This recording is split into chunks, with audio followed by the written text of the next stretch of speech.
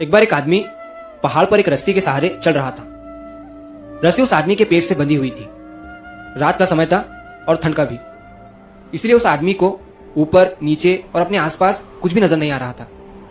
चारों तरफ बस धुआं ही धुआं नजर आ रहा था। वो आदमी बड़ी खुशी से ऊपर पहाड़ की ओर बढ़ता जा रहा था, क्योंकि वो सुबह से उस पहाड़ पर चढ़ रहा था और बस अब वो उस पहाड़ पर पहुंचने ही वाला था कि तभी उसका हाथ फिसल जाता है और वो तेजी से नीचे गिरने लगता है।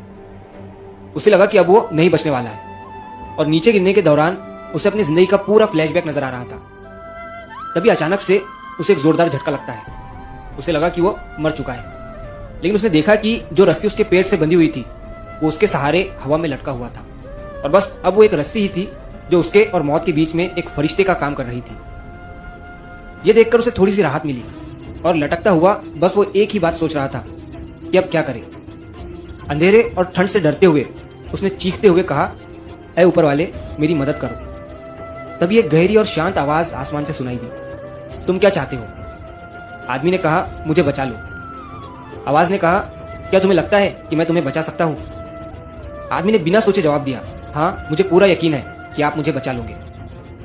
तभी आवाज ने कहा, तो फिर अपने कमर से बंधी हुई रस्सी को काट दो। ये सुनते ही आदमी एक पल के लिए चुप हो गया और उसने कोशिश करते हुए नीचे की तरफ देखा, लेकिन अंधेरे और धुएं की वजह से उसे नीचे कुछ दिखाई नहीं दे रहा था। अब बस उसके दिमाग में दो ही चीजें चल रही थी, क्या उसे ये रस्सी काट देनी चाहिए या नहीं। उसे लगा कि रस्सी ही उसका एकमात्र सहारा है और अगर उसने इसे काट दिया तो उसकी जिंदगी खत्म हो जाएगी। और बहुत सोचने के बाद उसने फैसला किया कि वो रस्सी को मजबूती से पकड़े रहेगा और उसे नहीं काटेगा।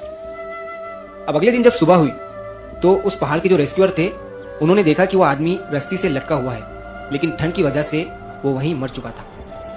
लेकिन हैरानी की बात यह थी कि वो आदमी जमीन से बस 5 फुट की दूरी पर ही था।